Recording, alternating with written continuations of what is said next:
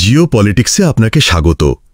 জাপানের দক্ষিণাঞ্চলে কাগোশিমা টোকারা দ্বীপপুঞ্জের আশেপাশে সম্প্রতি ঘটে গেছে এক চাঞ্চল্যকর প্রাকৃতিক ঘটনা, যা পুরো বিশ্বকে নাড়িয়ে দিয়েছে। যেখানে মাত্র কয়েক দিনের মধ্যে 1000টিরও বেশি ভূমিকম্প অনুভূত হয়েছে। এই অস্বাভাবিক কম্পনের পেছনে কী কারণ রয়েছে? ভূমিকম্প কেন হয়, আর জাপানেই বা এত ভূমিকম্পের প্রবণতা কেন? জাপানের দক্ষিণাঞ্চলের টোকারা দ্বীপপুঞ্জ, যেটি কাগোশিমা প্রিফেকচারের অন্তর্গত, যেখানে গত কয়েক দিনে 1000-এরও বেশি ভূমিকম্প রেকর্ড করা হয়েছে। কাগোশিমার টোকারা দ্বীপপুঞ্জ একটি ভূমিকম্পের ঝাঁক বা আর্থকোয়েক সোয়ার্মের শিকার হয়েছে।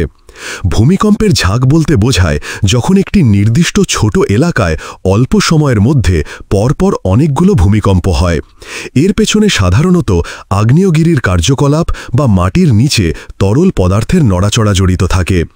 টোকারা দ্বীপপুঞ্জটি বেশ কয়েকটি সক্রিয় আগ্নেয়গিরির কাছাকাছি অবস্থিত, তাই ধারণা করা হচ্ছে এই ভূমিকম্পগুলো মাটির নিচে ম্যাগমার নড়াচড়া বা ভূগর্ভস্থ ফাটলে নতুন করে চাপ সৃষ্টির কারণে হচ্ছে। বিজ্ঞানীরা বলছেন এই 1000-এরও বেশি ভূমিকম্প হয়তো একটি বড় অগ্ন্যুৎপাতের পূর্বাভাস নাও হতে পারে, কিন্তু এটি মাটির নিচে ঘটে যাওয়া সক্রিয় ভূগর্ভস্থ পরিবর্তনেরই ইঙ্গিত। এই ভূমিকম্পগুলোর বেশিরভাগই ছিল মিডিয়াম মাত্রার, তবে কিছু ভূকম্পের মাত্রা ছিল 5 বা তার চেয়েও বেশি, যা স্থানীয়দের মধ্যে আতঙ্ক সৃষ্টি করেছে। কিন্তু ভূমিকম্প কেন হয়? আমাদের পৃথিবী কিন্তু স্থির নয়। এর ভূত্বক অসংখ্য বিশাল খণ্ড বা প্লেট দিয়ে গঠিত, যাদের বলা হয় টেকটনিক প্লেট। এই প্লেটগুলো পৃথিবীর ওপরের স্তরে অনবরত নড়াচড়া করছে। ভূমিকম্প মূলত হয় যখন পৃথিবীর অভ্যন্তরে থাকা টেকটনিক প্লেটগুলো পরস্পরের সঙ্গে সংঘর্ষে দূরে সরে যাওয়ায় চাপ সৃষ্টি হয়। এই চাপ হঠাৎ করে মুক্তি পেলে পৃথিবীর ভেতরে থাকা শক্তি ভূকম্পে রূপ নেয়, যার কারণে ভূপৃষ্ঠ কাঁপে, যাকে আমরা ভূমিকম্প বলি। ভূমিকম্পের মূলত 3টি কারণ থাকে। 1.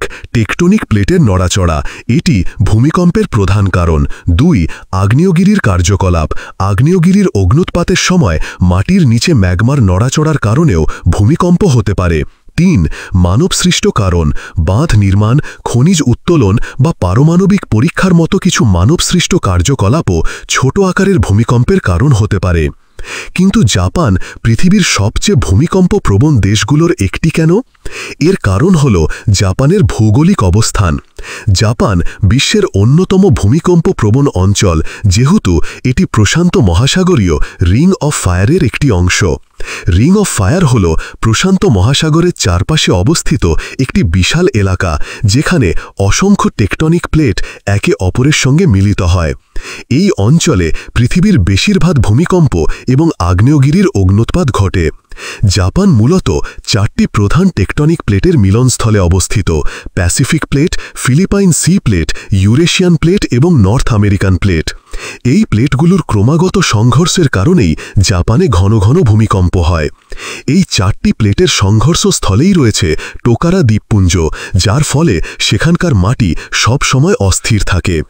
এছাড়া ওই অঞ্চলে বেশ কয়েকটি সক্রিয় আগ্নেয়গিরিও রয়েছে, যা মাটির নিচে ম্যাগমা চলাচলের কারণে অতিরিক্ত ভূমিকম্প সৃষ্টি করতে পারে।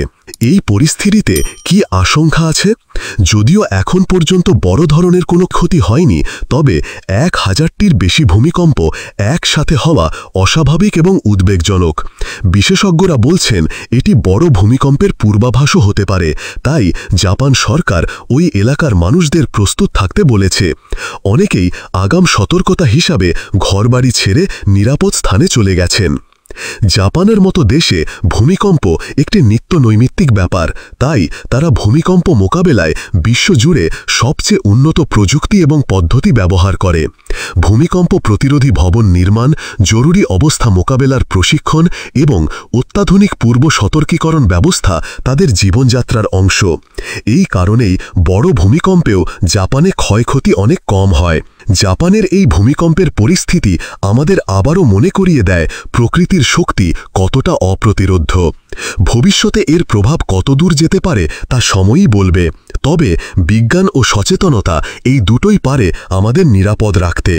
টোকারা দ্বীপপুঞ্জের এই ধারাবাহিক ভূমিকম্পগুলো আমাদের আবারও মনে করিয়ে দেয় যে পৃথিবী একটি জীবন্ত গ্রহ এবং ভূগর্ভে প্রতিনিয়ত পরিবর্তন ঘটে চলেছে।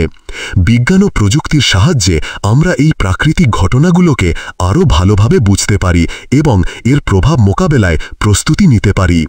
আপনারা এই ভূমিকম্পের খবর কিভাবে দেখছেন মতামত দিন কমেন্ট বক্সে। ভিডিওটি যদি তথ্যবহুল মনে হয় তাহলে লাইক, শেয়ার আর চ্যানেলটি সাবস্ক্রাইব করতে ভুলবেন না।